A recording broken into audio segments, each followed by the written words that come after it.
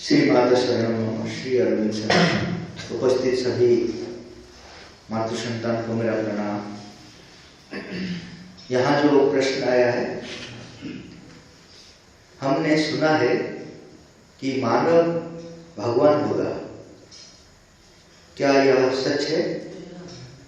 यदि सत्य है तो इसकी प्रक्रिया क्या है?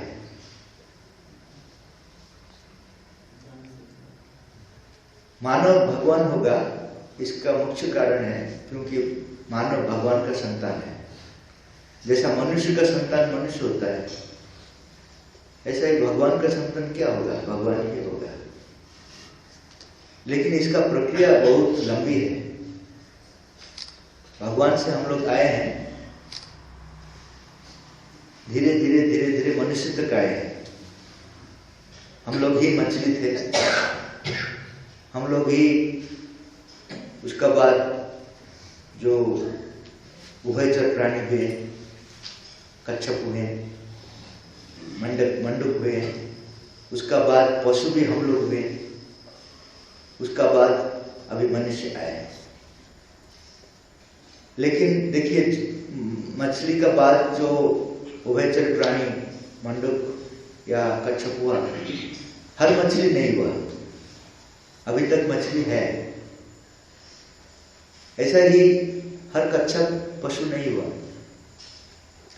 अभी तक कच्छप है, मंडूक है, उभयचर प्राणी। ऐसा ही हर पशु मनुष्य नहीं हुआ, अभी भी पशु है। इसका मतलब क्या है कि जो चाहते हैं वही होते हैं, जो नहीं चाहते हैं वहीं पे रहते हैं।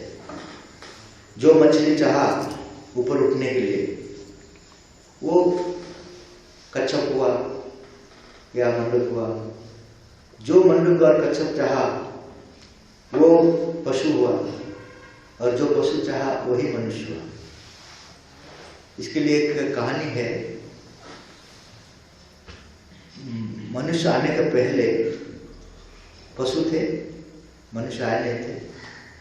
बानर उनका आगे में थे। तो बानर का अंदर में आया कि ये क्या लाइफ है, सिर्फ हर रोज एक पेड़ से दूसरा पेड़ को जंप करना है, इधर उधर थोड़ा खा देना है, ये क्या जीवन है? तो उन लोग का अंदर में लगा कि ये जीवन का अर्थ ही नहीं है। तो वो उनका अंदर से एक प्रेयर निकला कि और कुछ होने के लिए।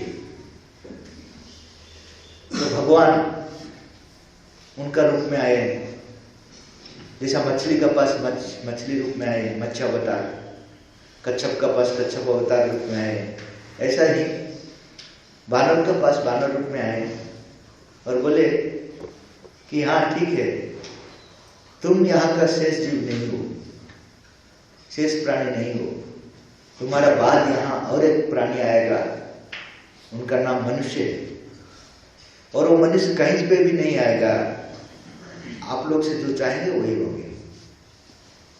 तो 90% वो सोचा कि ये गलत है, हम लोग तो कब से ही, हमारा बाद में कौन आएगा? वो विश्वास ही नहीं किया, बोले कि नहीं ये झूठ है। तो भगवान ने बोला ठीक है, तुम अगर विश्वास नहीं करते हो तो नहीं करते हो, लेकिन तुम्हारा हिसाब से सृष्टि नहीं चलता है, भगवान का इच्छा हिसाब से चलेगा। तो और जो 10 भाग थे, वो उनको पूछा, 10 भाग से 5% पूछा कि आप अच्छा बात बोल रहे हैं, लेकिन थोड़ा सा हाईलाइट बताने से या ट्रेलर दिखाने से हम लोग को इच्छा होगा।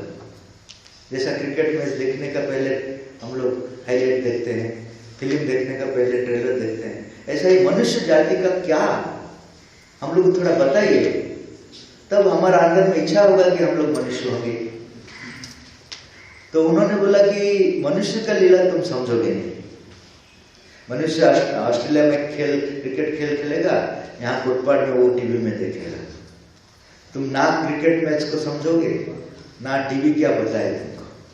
तो मनुष्य का लीला तुमको पता नहीं है। हाँ, तुम समझने के लिए तुमको जो समझ में आएगा वो चीज मैं बताता हूँ। तुम्हारा पूछ है क्या?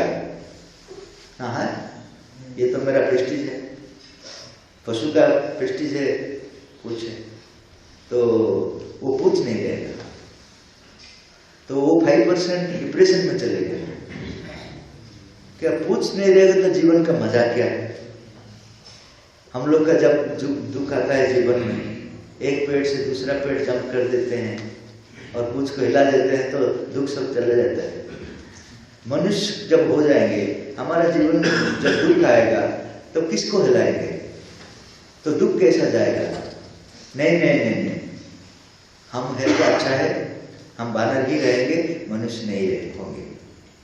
तो भगवान ने बोला ठीक है, जो नहीं चाहेगा वही पर रहेगा। अभी तक जो मछली नहीं चाहा वो मछली होकर रहा, तो तुम भी ऐसा ही रह जाओगे। लेकिन जो और 5% थे वो ज्ञानी थे, वो सोचा हमारा पहले जो थे उससे हम लोग अच्छे हैं, हमारा बाद में जो आएगा हमसे भी अच्छा रहेगा।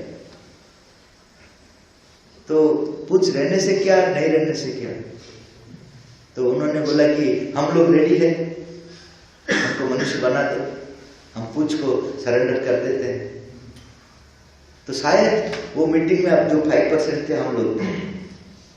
हम लोग हमारा पूछ को दे दिया, अभी मनुष्य हो गया। अच्छा, कभी दुख लगता है क्या? पूछ रहने से अच्छा होता है? हाँ? मंदिर में जाकर प्रार्थना किया कि हमारा पूछ हमको रिटर्न कर दो, अच्छा नहीं लगता? हाँ?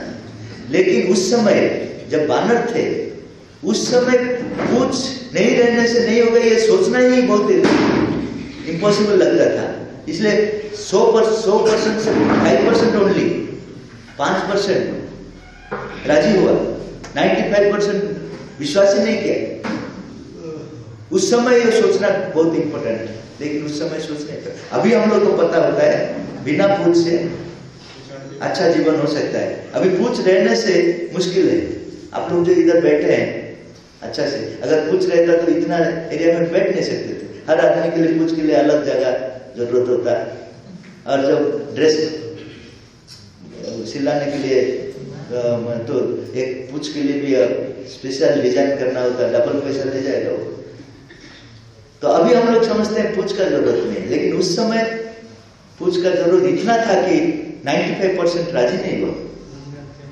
ऐसा ही श्री अरविंद बोल रहे हैं, हे मनुष्य लोग, तुम भी यहाँ का शेष जीव नहीं हो, तुम्हारा बाद में और एक जीव आता है, दिव्य मानव आता है। तो जैसा 90% मना कर दिया, विश्वास नहीं किया, बोला कि ये कैसा संभव है, ऐसा ही 95% श्री अरविंद को रिजेक्ट कर दिया। बोला बेकार का चीज बोलते हो, हम तो ये यहाँ का बहुत बड़ा है, हाँ? मंगल ग्रह को चले जाते हैं, भगवान को भी रिमोट कंट्रोल में कंट्रोल करेंगे, है कि नहीं? तो 90% वो मना करते, नहीं ये संभव नहीं। और जो 10% है, वो 10% से 5% बोले ठीक है, आप थोड़ा हाईलाइट दीजिए तो हम लोग को दिव्य मानव होने के लिए इच्छा होगा। तो श्री अरविंद बोले जैसा बानर मनुष्य का लीला समझ नहीं पाया, ऐसा ही तुम लोग दिव्य लीला समझ नहीं पाओगे। लेकिन तुमको भी मैं एक सीक्रेट बताता हूं, तुम्हारा भी पूछ नहीं रहेगा। तो उन्होंने मनुष्य बोला कि अरे हमारा तो पूछ छोड़ दिया इसलिए मनुष्य हुआ, फिर पूछ का बात क्यों बोल रहे हो? ना वो था दृश्यमान पूछ, दिखाई देता था। अभी जो तुम्हारा साथ पूछ है वो दिखाई नहीं देता है, वो कामना वासना स्वार्थ का पूछ है, हर आदमी का पास वो है। सुबह से वो अपना स्वार्थ के लिए सोचता है, अपना स्वार्थ के लिए नौकरी करता है, अपना स्वार्थ के लिए जो भी करता है, तो वो उनका पूछ है, स्वार्थ अहंकार ये सब पूछ है। तो ये जो 5% थे वो बोला था अगर ये नहीं रहेगा तो जीवन में मजा क्या है? सुबह से हम लोग क्या खाएंगे, क्या पिएंगे, क्या पिकनिक करेंगे, इसमें तो मजा है ना। अगर ये सब नहीं रहेगा, स्वार्थ नहीं रहेगा, अहंकार नहीं रहेगा, तो जीवन में मजा क्या है? जैसा बानर सोचा था कि मेरा पूछ नहीं रहने से जीवन में मजा नहीं है, ऐसा ही ये सोचा कि 5% जो सोचा है कि जीवन में मजा क्या है? अगर कामना वासना अहंकार नहीं रहेगा तो जीवन में क्या मजा रहेगा? क्या करेंगे जीवन में? हम लोग जो भी काम कर रहे हैं उसके लिए तो कर रहे हैं। तो वो 5% मना कर दिया, बोला कि नहीं, हम लोग मनुष्य है, ठीक है, यहाँ दुख है सुख है, ठीक है, जैसा भी चलेगा, लेकिन वो सब अगर नहीं रहेगा तो मजा क्या है जीवन। तो भगवान बोले ठीक है, जैसा बानर है तुम भी रहोगे। लेकिन और जो 5% है वो ज्ञानी है, वो सोच रहे हैं कि हमारा पहले जो बानर था उससे हम लोग अच्छे हैं, हमारा बाद में जो आएगा कॉमन सेंस बोलता है कि हमसे भी अच्छा रहेगा, ये छोड़ने से क्या नुकसान है। तो वो अभी प्रयत्न कर रहे हैं कि उनका स्वार्थ, कामना, वासना, अहंकार को छोड़ने के लिए, क्योंकि दिव्य मानव बनेंगे। वही चीज श्री अरविंद यहाँ करने के लिए आए। दिव्य मानव बनने के लिए जो शक्ति जरूरत था, जैसा मनुष्य पशु को मनुष्य होने के लिए जो शक्ति जरूरत है वो मन है, मन को अवतरण किया गया। उस समय का जो भगवान वो मन का अवतरण किए, उसका बाद पशु मनुष्य हुआ। अभी मनुष्य दिव्य मानव होगा, उसके लिए जो शक्ति का जरूरत है वो शक्ति वो 24 साल साधना किए हैं पांडिचेरी में, वो शक्ति को उतर ले आए, वो शक्ति अभी काम कर रहे हैं। जो भी चाहेगा वो उनको वो शक्ति को लेकर दिव्य मानव बन सकता है, जबरदस्ती नहीं होगा। जैसा हीराकुद डैम में करंट है, ऑटोमेटिकली यहां आ जाता है, क्या करना पड़ता है, अप्लाई करना पड़ता है, वो अप्रूवल होना पड़ता है। उसका बाद आने का बाद भी अगर व्यवस्था नहीं करेंगे, स्विच नहीं करेंगे, लाइट नहीं लगेंगे तो काम नहीं करेंगे। ऐसा ही जो शक्ति आया है उसको जो चाहेगा उनका जीवन में वो आएगा, जो नहीं चाहेगा जबरदस्ती नहीं आएगा। तो अभी मनुष्य, दिव्य मानव या भगवान एक है, उनका बहुरूप होगा। यहाँ पे हम लोग भगवान का अनेक रूप होंगे, अभी नहीं हुए।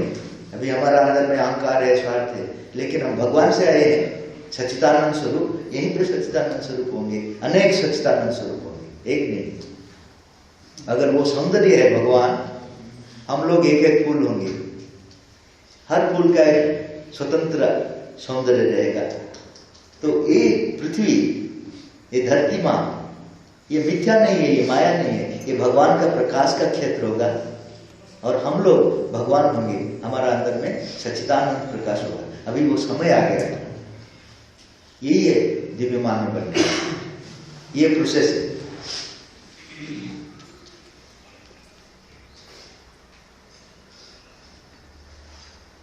उसका बाद का प्रश्न है, मैं कभी मंदिर नहीं जाता हूं, लेकिन चित्रकारी माध्यम में भगवान की पूजा करता हूं। क्या मंदिर जाना मेरे लिए जरूरी है? क्या मैं चित्रकारी माध्यम से भगवान के करीब आ सकता हूं? इनके प्रश्न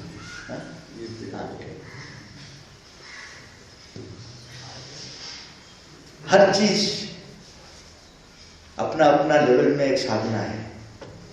अगर चित्रकारी करते हैं, संगीत गाते हैं, हर चीज एक एक साधना है। लेकिन मंदिर का क्या आवश्यकता, मैं वो बोलना चाहता हूँ।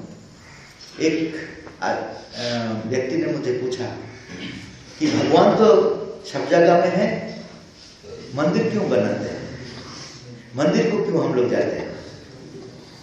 मैं बोला हवा हर जगह में है ना, है? तो साइकिल पंचर होने से साइकिल दुकान में क्यों जाते हैं? वही तो हवा है। अगर हवा हर जगह में है तो वही पे भर दो ना, क्योंकि वहां नहीं हो पाएगा, वहां व्यवस्था नहीं है। भगवान हर जगह में है, लेकिन हमारा जीवन को आने के लिए एक व्यवस्था किया गया है। तो अगर एक संगीतज्ञ या चित्रकार वो बाहर में साधना करता है, उसको जितना फायदा मिलता है उससे ज्यादा फायदा मंदिर में मिलेगा। अगर वही साधना वो मंदिर में करेगा तो उनका जो व्यवस्था है उनको सपोर्ट मिलेगा। अगर मैं साइंटिस्ट बनना चाहता हूँ, मंदिर को जाता हूँ, तो मंदिर से जो प्रेरणा मिलेगा मुझे, मैं अच्छा से अच्छा, मेरा अंदर का जो स्वभाव है वो विकसित होगा। तो मंदिर एक चीज है जहाँ व्यवस्था है भगवान को प्रकट करने का, बाहर में व्यवस्था नहीं है। हम लोग को बुलाने से भी इतना सहज में नहीं आता है, इतना आसानी में नहीं होता है जो मंदिर में होता है। तो मंदिर एक व्यवस्था है, जो जो अपना अपना साधना करता है वो अगर वहीं पे करेगा तो वो मल्टीप्लाई हो जाएगा, उसका बेनिफिट ज्यादा होगा। अगर चित्रकार चित्रकारी मंदिर में करेगा, मंदिर को जाकर करेगा, तो उसको बेनिफिट, उसका आशीर्वाद मिलेगा और अच्छा चित्रकार बनेगा। उस चित्रकार का जो अहंकार है वो चले जाएगा। अभी क्या है, हर जगह में अपना अपना अहंकार रहता है।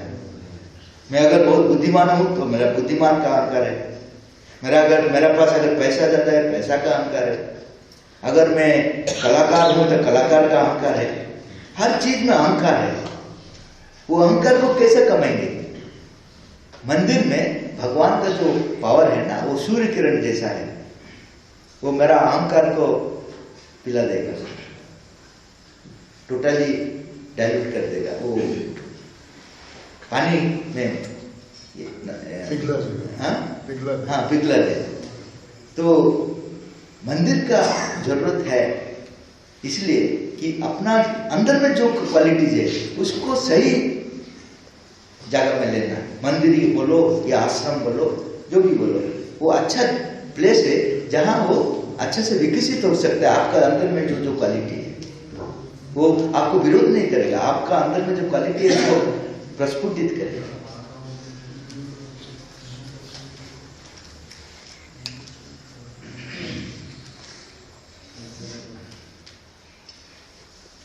उसका बाद का प्रश्न है, हम में से अधिकांश लोग बिना कोई अपराध के जेल में हैं, उसका गहरा कारण क्या है?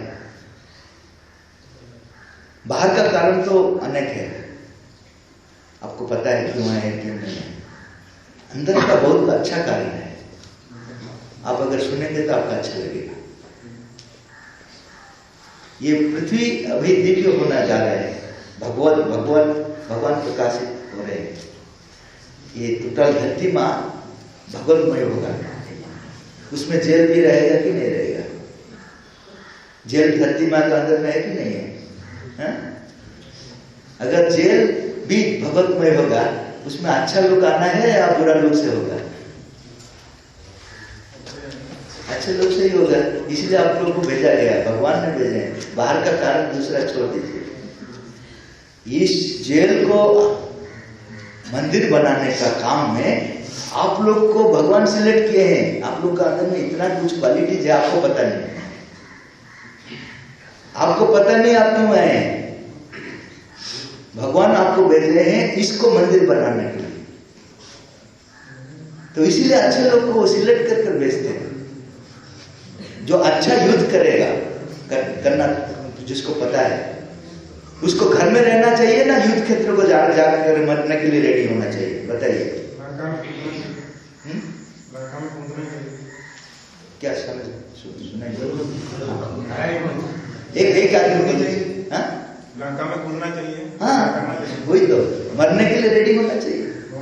जो अच्छा है, जो अच्छा सैनिक है, वो घर में रहेगा क्या? मर जाऊंगा कर नहीं जाएगा, घर में रहेगा या युद्ध क्षेत्र में जाएगा? जो अच्छा आदमी है उसको ही सिलेक्ट किया जाता है। तो भगवान ने आप लोग को इधर सिलेक्ट कर भेजे हैं, इसलिए नहीं कि आप पापी है, इसलिए नहीं कि आप गुनाह किए हैं, इसलिए कि आपका अंदर में ऐसा एक क्वालिटी है दूसरे लोग में नहीं। लेकिन आप लोग को पता नहीं आप लोग किस लिए आए हैं, इसलिए दुख करते हैं। इसलिए आप अपने आप को सोचते हैं कि मैं अनफॉर्चुनेट हूं। आप लोग अगर ये अपॉर्चुनिटी को ले सकेंगे, यूज कर सकेंगे, जिसका जीवन में बहुत बड़ा संकट आया है, वो अगर उसको अपॉर्चुनिटी सोचा है, सुयोग सोचा है, उसके लिए सुयोग बन गया। श्री राम क्या अन्याय किया था? राजा होने वाला था, 14 वर्ष वनवास चल गया, उसको क्या अन्याय किया था? तो उनके लिए जो थे उनका माताजी कैकेयी और मंथरा, उनको वो ब्लेम नहीं किया कि आपके लिए मैं जंगल चले जाता हूं, उन्होंने बोला कि आप मुझे अपॉर्चुनिटी दिया है कि मैं और एक महान काम करूंगा। अभी राम को, श्री राम जी को आप याद कर रहे हैं, किस लिए याद कर रहे हैं? अगर वो युद्ध नहीं करते, वनवास जाकर रावण के साथ युद्ध नहीं करते, कोई याद रखता क्या? है? घर में रहते, राजा शासन करते, तो कौन याद करेगा? तो उनको जो पनिशमेंट दिया गया, कैकेयी दिया और मंत्रा दिया, लेकिन इसका पीछे से भगवान उनको बहुत बड़ा महान काम के लिए भेजा है। बाहर से दिखाई देता है कि पनिशमेंट, लेकिन अंदर से अगर देखेंगे वो आशीर्वाद था। तो आप लोग का भी ऐसा है, आपको कौन किस लिए भेजा है, क्या राजनीति किए हैं, क्या पॉलिटिक्स कर भेजे हैं, क्या झूठ सच कर भेजे, वो बात छोड़िए, बाहर का चीज है। लेकिन अंदर का कारण एक महान कारण है। अगर आप लोग उसी हिसाब से रियलाइज करेंगे तो आप इतना महान कार्य कर सकते हैं, हम लोग नहीं कर सकते बाहर से रहेंगे। तो इतना बड़ा संभावना है आप लोग के अंदर में, आप अगर वो संभावना को जागृत कर सकते हैं। जितना भी विरोध है, जितना भी अपोजिट फोर्सेस है, वो उससे आप उभर कर निकल जाएंगे और भी अच्छा हो जाएगा। जैसा प्रहलाद का पिताजी उनका विरोध में थे, लेकिन उससे वो उभर कर निकले गए, अच्छा भक्त बन गए। तो आप लोग का उसी हिसाब से तो इतना बड़ा तकलीफ नहीं है जितना प्रहलाद ने झेला और श्री राम ने झेले, उससे तो आप लोग का तो उतना तकलीफ नहीं है। तो आप लोग क्यों अपने आप को अनफॉर्चुनेट सोचते हो?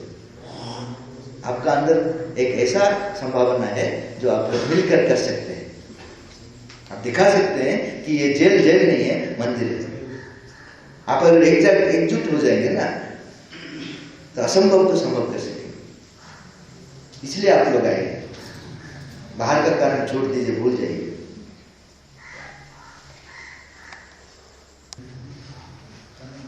उसका बाद का जो प्रश्न है, हमें लगता है कि पुलिस अधिकारियों के साथ इस तरह की कार्यक्रमों की व्यवस्था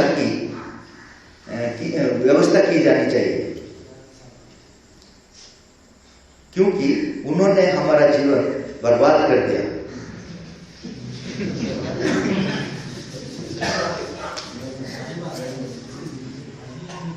कोई किसको बर्बाद नहीं कर पाएगा अगर मैं ठीक हूं।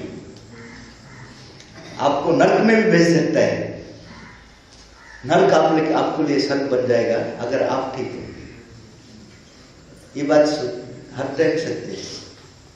जिसको भी जितना भी प्रॉब्लम एक आदमी देता है, अगर उससे वो निकल आता है तो महान हो जाता है। आप देखिए, जितना महापुरुष का जीवन आप पढ़िए, उनका जीवन में ऐसा ही हुआ है। अन्याय अत्याचार हुआ, उससे वो निकल कर आकर महापुरुष बन गए। तो किसी को आप इसके लिए जमींदार, इसके लिए रेस्पॉन्सिबल मत बनाइए। आप उसको एक अपॉर्चुनिटी जैसा सोचिए। हम लोग करते हैं, वहाँ पुलिस के लिए भी करते हैं और मिलिट्री फोर्स में भी करते हैं, वो सब करते हैं। लेकिन इसलिए नहीं कि आप लोग का ऊपर वो अन्याय है, इसलिए कि वो लोग का अंदर में भी भगवान होने का संभावना है, आपका अंदर में जैसा है। तो आप लोग कभी वो नेगेटिव चीज को छोड़ दीजिए। वो जो आपका अंदर में हो सकता है, वो चीज का ऊपर इंपोर्टेंस दीजिए, तो आपका जीवन अच्छा रहेगा। आप जितना दूसरे का बुरा सोचेंगे, उतना ही उसी लेवल में आ जाएंगे, आप नीचे आ जाएंगे।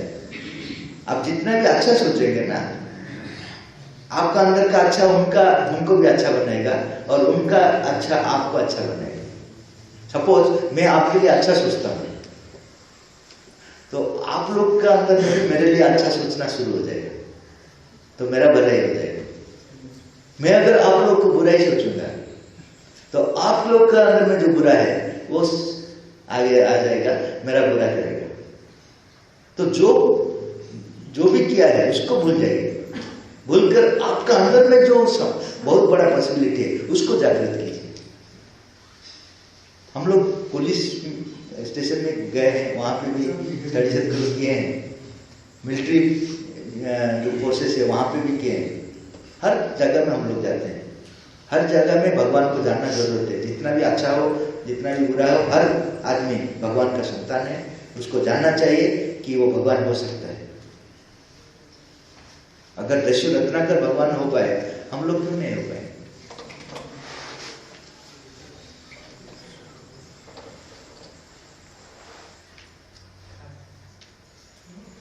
उसका बाद का प्रश्न है, श्री अरविंद 1893 में इंग्लैंड से वापस आए, 1908 में जेल गए और 1910 में पांडिचेरी के लिए रवाना हो गए। वो केवल कुछ ही वर्षों के लिए स्वतंत्रता संग्राम में शामिल थे। इसके बाद उन्होंने स्वतंत्रता संग्राम छोड़कर 40 वर्ष तक साधना करके योगी बन गए। तो भारत की आजादी में उनका क्या योगदान रहा, जिसके लिए हमें उन्हें याद करना चाहिए। श्री अरविंद को भगवान 2 कार्य दिए थे, एक नहीं 2। पहला कार्य था ब्रिटिश शासन से भारत की स्वतंत्रता को व्यवस्थित करना, ताकि भारत की स्वतंत्रता प्राप्त करने के लिए पर्याप्त नेता उभर सके। उनका काम ये था कि जो जितना नेता का जरूरत है ब्रिटिश सरकार का विरुद्ध में संग्राम करना, उसको क्रिएट करने के लिए, नेताओं को क्रिएट करने के लिए। तो नेता पर्याप्त क्रिएट हो गए, लेकिन वो उसी काम में लगे हुए थे। उनको पता नहीं था उसको दूसरा काम भगवान दिए हैं, उसको करना है। तो श्री कृष्ण ने क्या किया, उसको जेल में भेज दिया। देखिए उसका पीछे का कारण, वो कुछ गलती नहीं किया, आप लोग जैसे नहीं किया था। स्वतंत्रता संग्राम में वो शामिल थे, उसको भेज दिए जेल को। तो श्री अरविंद को साक्षात हुआ श्री कृष्ण का दर्शन हुआ जेल में। जेल में देखिए श्री कृष्ण जन्म लिए, तो ये जेल खराब चीज नहीं है। श्री अरविंद जैसा महान पुरुष श्री कृष्ण को दर्शन किया जेल में, अलीपुर जेल कलकत्ता।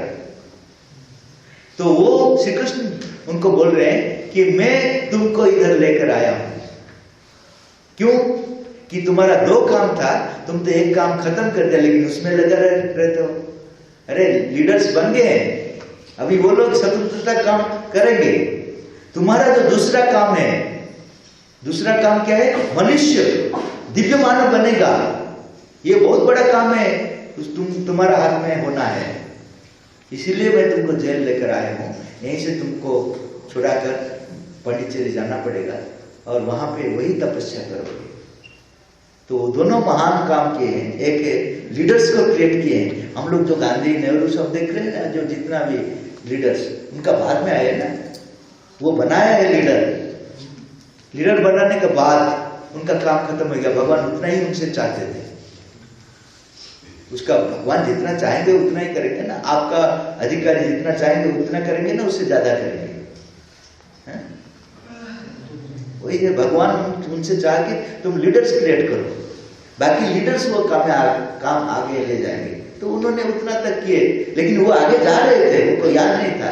उनको जेल में जाकर श्री कृष्ण ने समझाया कि ये काम यहीं पे छोड़ो, दूसरा लोग रेडी हो गए। तुम्हारा दूसरा काम है कि मनुष्य को भगवान बनाना, ये बहुत बड़ा काम है, उसके लिए पांडिचेरी जाओ। तो वो पांडिचेरी गए। इसलिए उनको ज्यादा याद करना है, क्योंकि वो दोनों काम किए हैं। देश का स्वतंत्रता के लिए लीडर्स को क्रिएट किए हैं, एक काम बहुत बड़ा काम है। दूसरा है दिव्य मानव बनाने के लिए हम लोग को वो तपस्या की, दोनों काम किए। वंदे मातरम शब्द का प्रत्येक अक्षर का क्या अर्थ है? प्रत्येक अक्षर का अर्थ तो मैं क्या कहकर नहीं देखा, लेकिन 2 जो वंदे जो है, वंदे का मतलब वंदना करना, मातरम का मतलब माता जी का माता जी का निकट हम लोग झुकना है, सरेंडर करना है। तो माता जी यहाँ देश माता जी का पास, भारत माता का पास हम लोग को झुकना है, सरेंडर करना है। इसका मतलब वंदे मातरम का अर्थ है।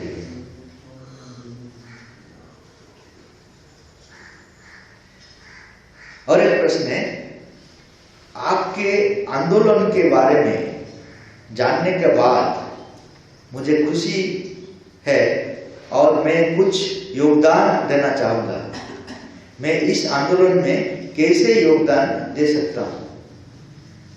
आप यहाँ पे हैं, यहीं से हमारा काम में योगदान दे सकते हैं, हमसे भी अच्छा दे सकते हैं, क्योंकि हमको यहाँ बोलने के लिए 1 घंटा मिले, परमिशन लेकर हमारा मोबाइल भी उधर रख दिया।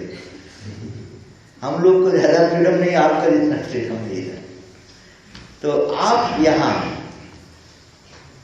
जितने आदमी मिलकर हैं, यही काम कर सकते हैं अच्छे से। दिन रात आप पढ़ सकते हैं ये श्री अरविंद माता जी के बारे में, और वो जो चीज खुद के लिए प्रस्तुत करना है और दूसरों के लिए इंस्पायर करना है, ये काम अगर आप लोग करेंगे तो हम लोग को जेल को आकर रिक्वेस्ट करना जरूरत नहीं। आप ही हम लोग हमारा आंदोलन का एक हिस्सा बन गए ना, और आप 24 आवर्स कर सकते हैं। हम तो 1 घंटा के बाद जेलर साहब बोलेंगे चले जाइए, ज्यादा नहीं, गेट आउट बोले, हम लोग को जाना ही नहीं। लेकिन आप हमारा काम को दिन भर कर सकते हैं, रात भर कर सकते हैं। तो हमारा आप लोग ऑलरेडी शामिल हो गए, सोच लीजिए आप लोग हमारा आंदोलन में शामिल हो गए। 24 आवर्स ये काम कीजिए। हम लोग जो नहीं कर पाते, हम लोग आप लोग कर पाएंगे। जेल से छूटने के बाद आप खुद एक संस्था शुरू कर सकते हैं, छूटने के बाद। नहीं तो हम लोग से शामिल हो सकते हैं, जो आप खुद शुरू कर सकते हैं, नहीं तो हम लोग से शामिल हो सकते हैं। हम लोग नंबर दे दिया, फोन नंबर सब। आप जेल से छूटने के बाद हम लोग से मिल सकते हैं। प्रेयर कीजिए जल्दी छूटे की क्या है। यहाँ रहने से भी आपके लिए प्रॉब्लम नहीं है, क्योंकि यहाँ पे भी आप वही काम करेंगे, महान काम करेंगे। आपके लिए कुछ फर्क नहीं पड़ता है। यहाँ पे वही काम करेंगे, बाहर जाएंगे तो वही काम करेंगे, महान काम करेंगे। महान काम करने के लिए कोई परिस्थिति आपको रोक नहीं सकता है। आप खुद अगर रेडी है तो कोई परिस्थिति आपको रोक नहीं सकती। तो इतना मैं आज डिस्कशन किया हूँ। अगर आप लोग का अंदर में और प्रश्न रह गया तो पूछ सकते हैं।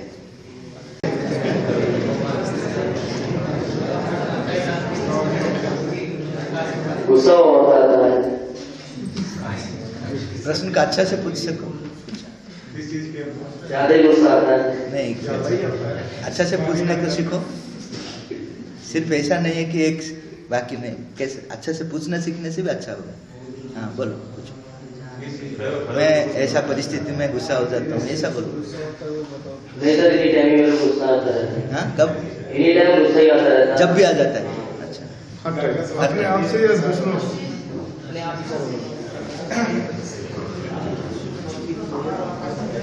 जनरली क्या होता है कि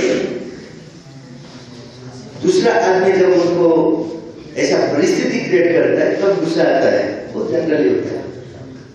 तो इसका लेकिन क्या है कि हैबिट में कन्वर्ट हो गया। इनका क्या हो गया कि हैबिट में आ गया, बिना कारण से भी आ जाता है। ये क्या कब होता है कि जब एक आदमी बार बार गुस्सा हो जाता है, उसका हैबिट में कन्वर्ट हो जाता है। उनका क्या है कि बार बार गुस्सा होते होते बिना कारण से भी गुस्सा आ जाता है कि कारण नहीं है, गुस्सा आ जाता है। तो एक हैबिट में खराब चीज जैसा होता है, एक हैबिट में एक अच्छा चीज भी हो सकता है। हैबिट का इतना पावर है। तो जैसा एक गलत काम करने के लिए भी एक हैबिट होता है। किसी आदमी को अगर मैं सारा थोड़ा दे दिया, पहले वो मना करेगा, दूसरा बार दे दिया, तीसरा बार दे दिया, वो मुझे मांगेगा। हैबिट में कन्वर्ट हो गया। जब तक हैबिट में कन्वर्ट नहीं हुआ था तो चीज अच्छा नहीं लगता था। हैबिट में कन्वर्ट हो गया तो वो छोड़ नहीं पाता है।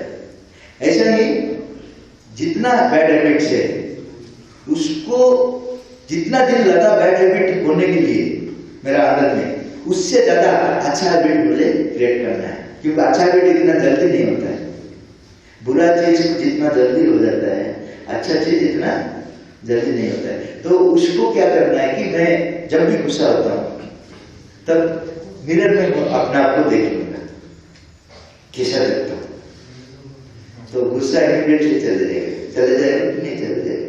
मिरर एक पास में रखो, तो जब भी गुस्सा आ जाता है थोड़ा सा मुझे देख लो कि गुस्सा आने से कितना सुंदर दिखता हूँ, हीरो जैसा दिखता हूँ,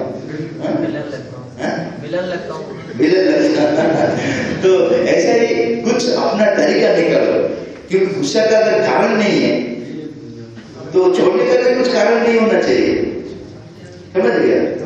तो ऐसा ही माता जी एक बच्चे को बोला, उनका भी गुस्सा आ रहा था, उनका बोला जब गुस्सा आ रहे हो तो उसका जब गुस्सा आ रहा था एक आदमी को पीट रहा था, तो उनको बोला पॉकेट में हाथ पॉकेट में रख लो। तो उन्होंने ट्राई किया, लेकिन वहां से निकलना शुरू होता है क्योंकि गुस्सा है। लेकिन 1 महीने में उनका कंट्रोल आ गया। उसका बाद बोला मेरा हाथ रह गया लेकिन मैं हिलता हूँ गुस्से से। वो बोला कि थोड़ा शांत हो जाओ, ट्राई करो, भगवान को प्रेयर करो, मेरा अंदर में जो गुस्सा की क्वालिटी है उसको निकालो, ऐसा प्रार्थना करो। ये अगर अभ्यास करोगे तो ये चले जाएगा। जो काउंटर अभ्यास है, जो हैबिट में हमारा आ गया खराब चीज, विपरीत अभ्यास अगर करेंगे करते रहेंगे तो वो चले जाएगा, लेकिन समय लगेगा। और किसी का प्रश्न? कोई टेंशन के बारे में बोल रहा था उसे। तो आप हर वक्त टेंशन में रहते हैं आपको।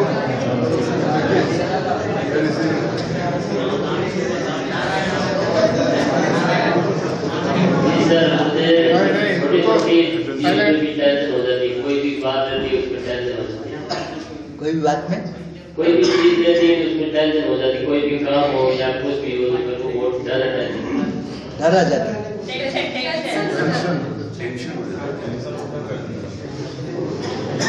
नहीं, जनरली टेंशन होता है जब मैं कुछ कर नहीं पाता हूँ, मेरा ऊपर प्रेशर ज्यादा हो जाता है, तब तक टेंशन आता है जनरली हर आदमी के ऊपर। अगर मैं जितना कर पाऊंगा उससे ज्यादा मुझे काम दे देंगे तो मेरा टेंशन आ जाएगा, क्योंकि मेरा कैपेसिटी जहाँ नहीं है। जैसा गाड़ी जो है वो अगर घाट एरिया में आ जाता है उसका टेंशन आ जाता है, घूम होता है, क्योंकि उसका कैपेसिटी नहीं है, उससे हो जाता है।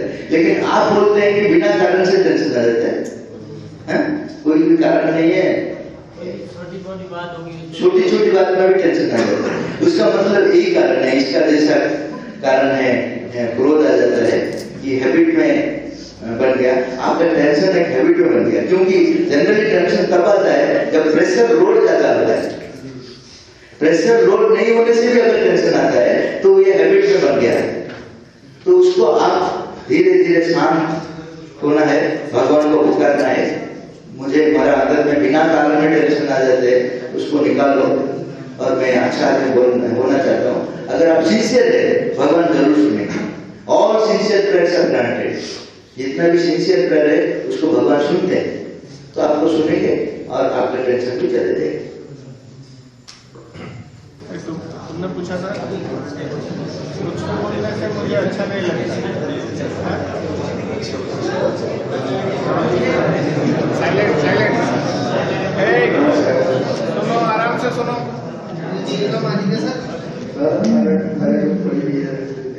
हो गया अच्छा बात नहीं बोलता है तो पूरा करना है, यही बोले, लेकिन मेरे को लगता है मेरे को बोल रहा है।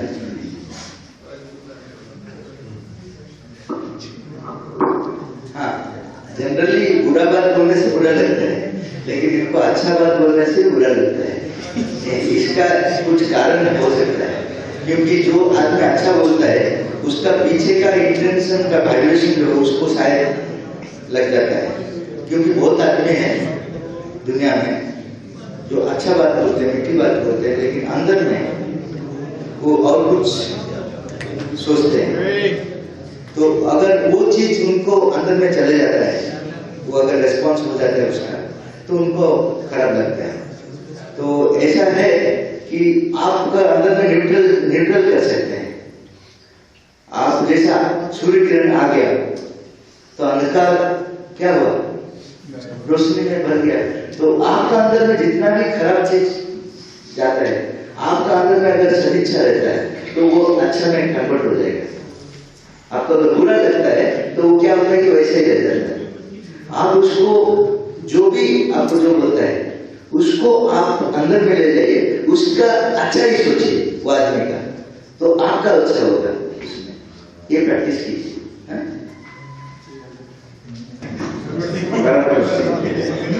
हम लोग जो करके आए हैं ना करके आए वो तो अलग बात है, लेकिन जो अंदर आए हैं तो कुछ किए हैं वो सब लोग हमको समझते हैं। जिसके बारे में जो हमारे लिए जो हमको जो परेशान में डाला है, मैं सोचता हूँ उसके वजह से मैं जितना टेंशन में हूँ, निकलने से उसको मैं काट डालूंगा बोलता हूँ। तो इतना टेंशन में मैं रहता हूँ जिसके वजह से कुछ मैं किया नहीं, फिर भी गलत काम उनको लोग गलत हो करके फंसा। तो मेरे को इतना टेंशन होता है, आपको सुना ही, तो निकलने से क्या करूं क्या नहीं, ये थोड़ा